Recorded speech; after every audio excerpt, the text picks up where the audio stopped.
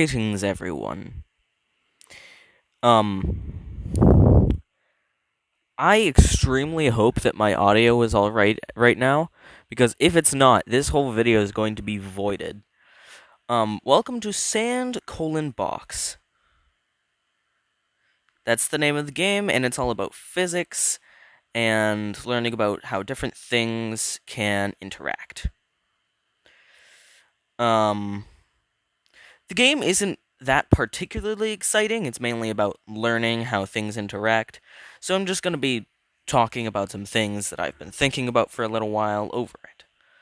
That seems pretty alright, right? Anyways, getting into it, first of all, we have brick wall. I should probably turn down my brush size. Don't worry about all of this stuff, right? That's all just boring settings. First off, we start with a brick wall. Pretty plain, pretty simple. I haven't actually played with most of this because I just use the things that I understand. My simple waddle-dee brain cannot understand many things. We also have indestructible wall, which cannot have blocks put through it. It can't be destroyed in any way other than the eraser tool. Anyways, starting off, we have steel and tin.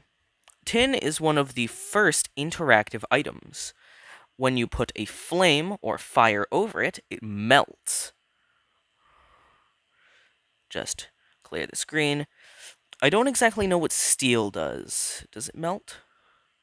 It does not melt. Next up, we have glass and diamond. Glass is pretty simple, pretty safe. It can hold liquids.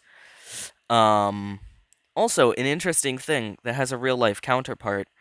If you take glass, just put down a lot of glass here, and put a flame over it, it melts into this weird yellow liquid. But this does have a real-life counterpart. If we put down some sand, and then take the flame, put it over it, it turns into the same yellow liquid. And eventually, if we just wait a few seconds, it becomes glass. Just like in real life. Well, not exactly the same kind of thing, but you know what I mean. Diamond. Diamond cannot be melted, it can't be changed in any way, and a little bit of a thing about both glass and diamond, if we just make a little container of both of them right here, they cannot be melted by acid. A little bit of a little bit down there. Oh, it spilled out. That's another interesting thing that'll show later. Here we have rock. Plain, simple, not very interesting. It can't be melted, and it's pretty much just a baseline. It can be destroyed in many ways, but not in very simple ones that I can go through quickly. Anyways, next up we have the pump. The pump is very simple, but I didn't understand it for quite a while. If we put some water down here at the bottom, and make a little cage for some more water, as you can see, a few little water particles are going uphill. And as you may expect, it's a pump. It makes things go uphill. But I'm not sure if it does it in a very steep setting. Let's see. Oh, it does it actually way better. Look at that. See, there's water tumbling down from the top now. Oh, that's interesting. I didn't know that. So that was pretty interesting. And next up, we have, of course, as I showed a few seconds ago, water. Plain, simple. If you set it on fire, it turns into steam. Pretty good for experiments that use fluid stuff. Next up, we have ice. Ice takes a little bit of time to melt into water, and if you heat it up with flame, it turns into water quicker. It also leaves behind a little bit of steam because, well, if you heat up anything that has something to do with water, eventually it will turn into steam. Next up, we have snow. Snow is like ice, but it flutters instead of falls down immediately. Like, or it flutters instead of being stationary. So that's pretty interesting. Next up, we have one that I really don't understand, which is Mercury. I really don't understand what Mercury does. I get that in real life it's used in thermometers, so when you heat it up, it rises. Oh, it rises, right? Hold on. I should probably record myself doing a lot of other stuff like this. Let's see here. Next up, we have acid. Now, acid is a very interesting one that reacts with a lot of different stuff. Right? Oh, I accidentally paused it. It destroys most things except for glass and diamond. And, of course, indestructible wall, because the wall is indestructible. Oh, it keeps spilling. This is exclusive to Android. And before we move into the rest of the stuff over here, I would like to talk about the special feature. This is specifically for Android because there's a special feature that both iPhone and Chromebook or whatever else is on here doesn't have. If you tilt the screen, there's different physics. Something I find pretty cool. So that's why it was tipping all over the place. Anyways, next up we have wood. Fairly plain, fairly simple. If we set it on fire, it takes a few seconds to go out because wood is very good at setting on fire. And see those little things dripping down? Those are a separate piece of equipment, as I like to call it. You can also change diagonally. Bring these down to the corner. This is ash. Now, ash really doesn't have anything it can do after being melted down from wood, coal, or wood sawdust. Really doesn't have anything interesting, except for that it has the same physics as snow and a few other things that I can't remember at the moment that are very interesting. Coal. Coal takes a little bit longer to decompose than wood because coal is, well, it's used mainly for cooking things and it's more reliable, but it's not that safe. Next up, we have sawdust. Sawdust falls. It really doesn't have anything interesting about it that other than the fact that it turns into way more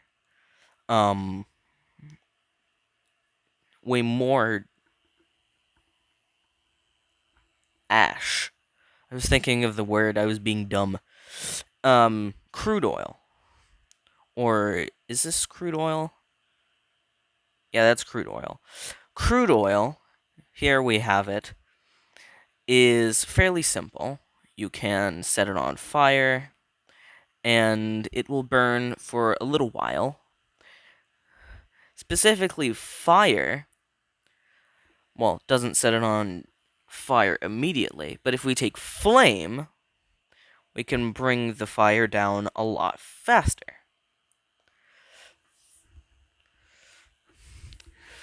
So that's mainly it for that. We also have candle wax. Candle wax, when set on fire from the outside, turns into normal wax, but when turned on with fire or flame rather, they're two different objects.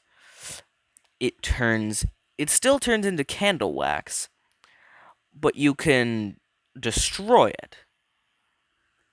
Pretty simple. Next up we have the wick. The wick takes, well, it takes a little while to burn, but that's what you want a candle wick to do. You want the candle to burn for a long time. And hold on, I just want to make a tiny little thing.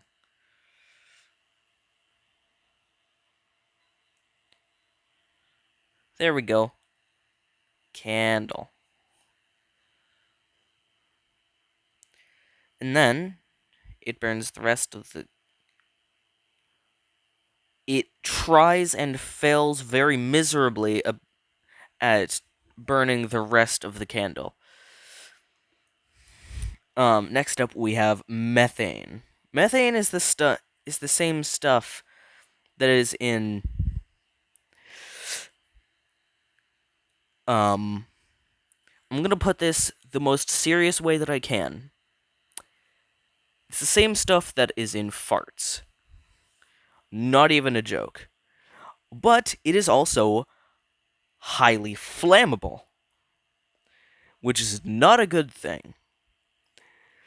Next up, we've already shown off flame and fire already. We have petrol.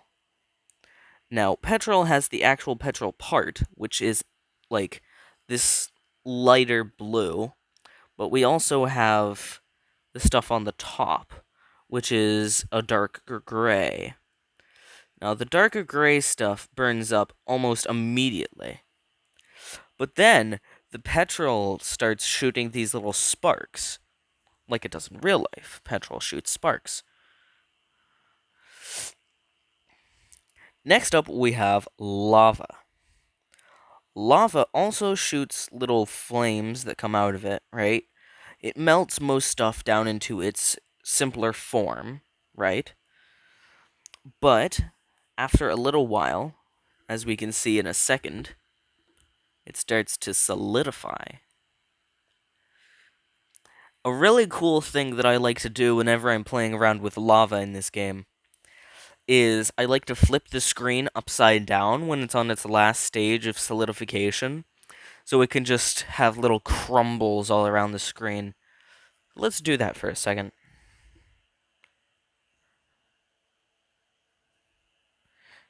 Wait until it's almost fully solidified. Flip it around a bunch. And there we go. It looks very interesting and looks like the surface of a desolate planet.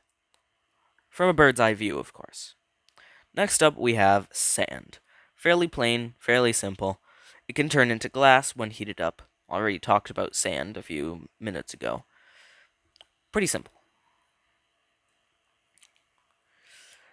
Next up, we have salt. Just get rid of that. That was my alarm to remind me of whatever that is. Salt, pretty simple, really doesn't have any interactability with anything, as far as I know, except lava. Lava just deteriorates it a little bit. Actually, it brings it to the top. Weird. Cement powder. As far as I know, cement powder doesn't do anything, because when it interacts with water, there really isn't much that happens. Well, I think at least. It might turn into cement, I don't know. I keep pressing the save.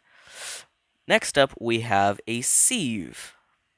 Now, the sieve doesn't let most things through, like this. It doesn't let that through, right? Just get rid of all of that real quick.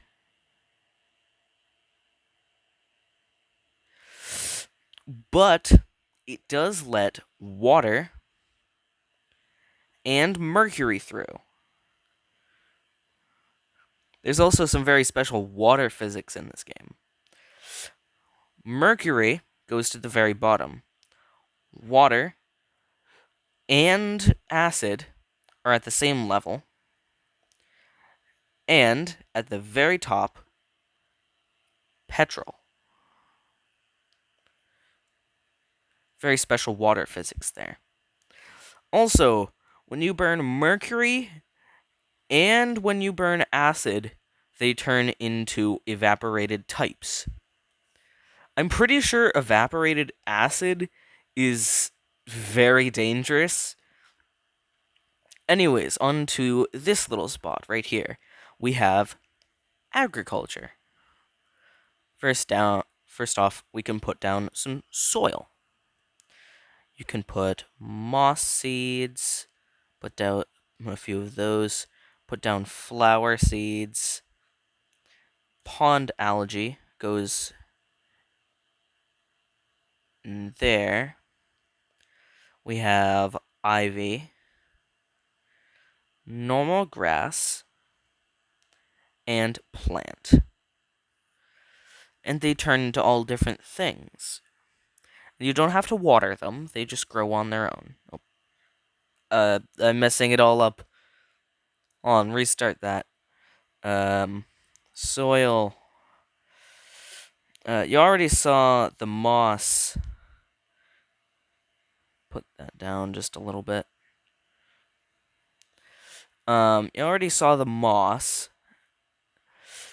I think the only ones we didn't see were the flowers and the grass. The flowers, as you may have guessed, turn into, well, flowers. They go up in a small stem, and then eventually peaking and turning into a colorful flower. And, of course, the tried and true grass. Really nothing special about it. Now here, the Conway's Game of Life. A very interesting item that, watch this. Eventually, it's probably going to go down to the soil. And when that happens, something very special is going to happen. Or we could just bring it down here. It destroys the entire thing.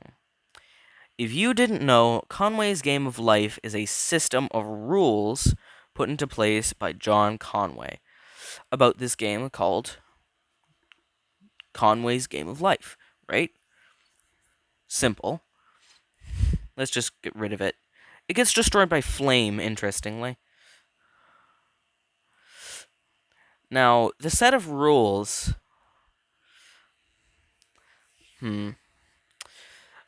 I believe that the set of rules are if there is 2 or less surrounding an object. Hold on. Let me visualize this. So here's an object, right? Here's one. If there is... put it in a bit bigger scale. If there is 2 or less around the object, right? It dies. But if there is 3 around the object, it lives to the next generation. But if there are 4 around the object, it dies due to overpopulation. And people have created whole computers in this system. It is astonishing. Anyways, on to these few items. Because there are so many blank spaces, The reason that there are so many blank spaces is due to the fact that I am poor. Oh, hold on. Anyways, on to these four items. We have the tap, the black hole, the uranium. Oh, I forgot what the uranium does. Oh, it's paused. Watch this.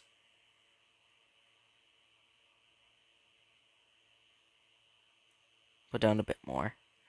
Get rid of the rest of the stuff. So, the tap here, if we put down a little bit of sawdust on it, it starts producing more of whatever is put onto it. And you can get a lot of interesting stuff that you normally can't get, like the red sieve powder. Next up we have the black hole. Fairly simple, anything put on it that is not fire or Conway's Game of Life is destroyed. Next up we have uranium, which you saw a few seconds ago. Uranium destroys whatever is on screen, right? And then turns it into dust.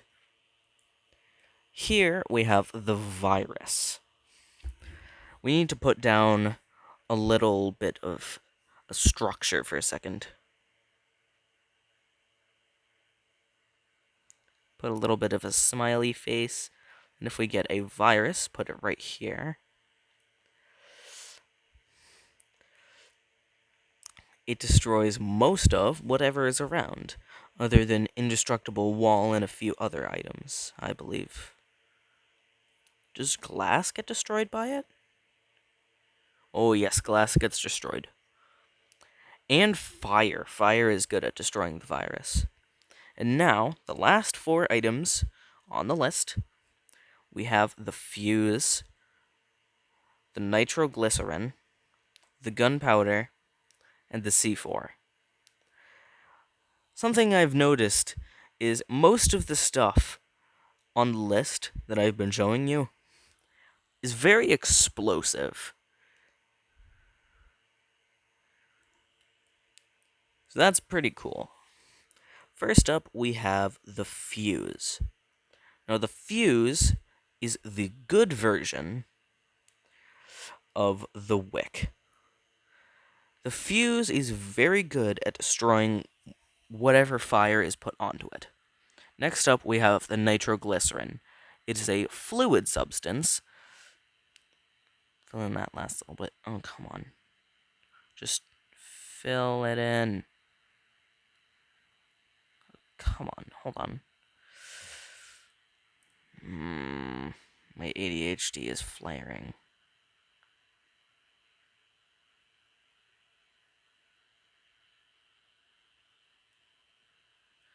Make it... Hold on, make it bigger. I can't see what's happening. There we go. So if we have that, and we put a bit of fire,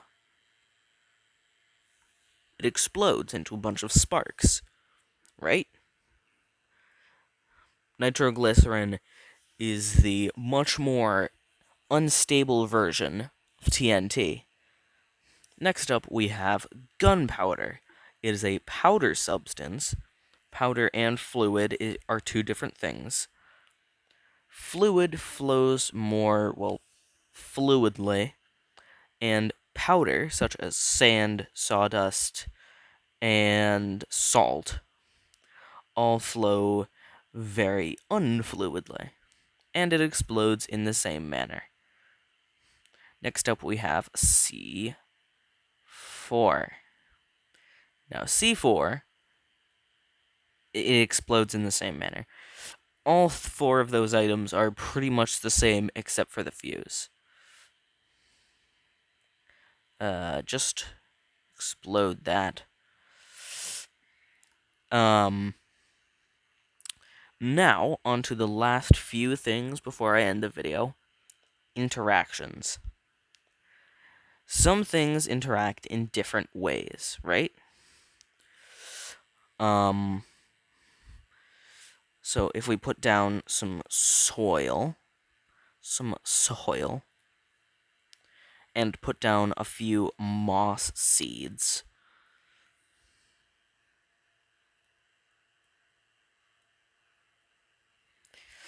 it starts to grow, right? Pretty simple. But if we put more down, it stops growing. As you probably have guessed, when you snuff out something like that, it commonly gets destroyed. Put down some nitroglycerin and just get rid of all of that. So if you get some petrol, you can see all the black stuff at the top. Now, if we put down some stone, the little sparks, they shoot through most objects, including brick walls, just a little bit less. I think glass also? Well, I should probably charge my phone. Oh, well.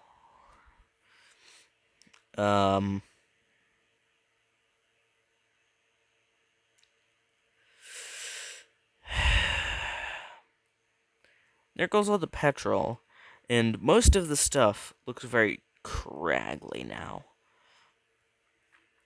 Now, if we get some sawdust and put down a tap,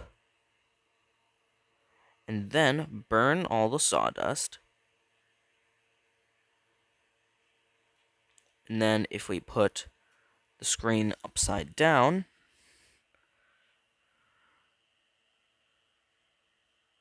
we have a sawdust dispenser, which is an item that you normally can't get unless, well, you do all the steps prior to the one explained.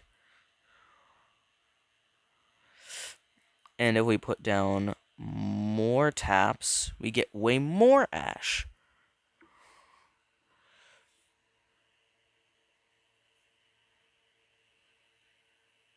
Are you following? Probably not. This video is kind of just dragging on. I think I should probably end it at the 30-minute mark, because there's a lot more interactions. Frankly, I could talk about video games for such a long time, but I don't, because that apparently is not entertaining for all of you. I could just talk about gaming, which I do. I do a lot of gaming. I am a gamer. So, anyways, back to what I was saying. Here is some methane. So it explodes, right? Fairly simple. If we get that,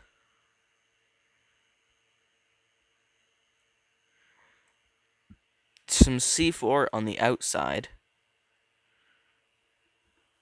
a lot of C4 on the outside.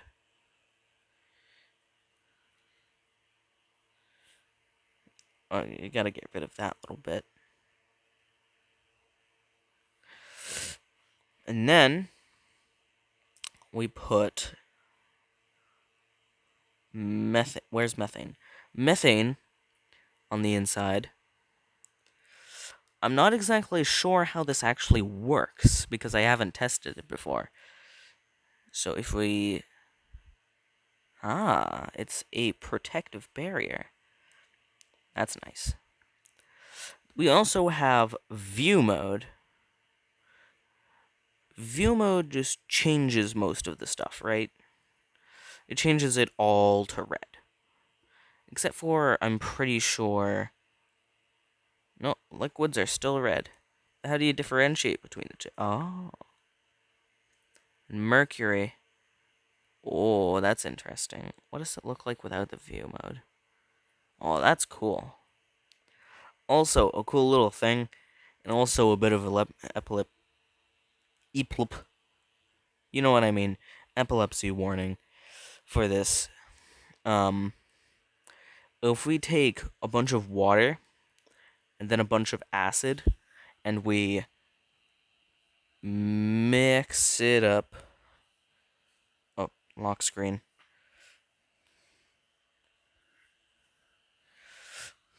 It gets all pixely, right? When you mix things up, usually they would mix into a different substance, but not in this game. If we put a little bit of that on the surface. So there's the 30-minute mark, or 31 now. I should say goodbye. I hope you had a good day. Hopefully my links will be in the description, and goodbye.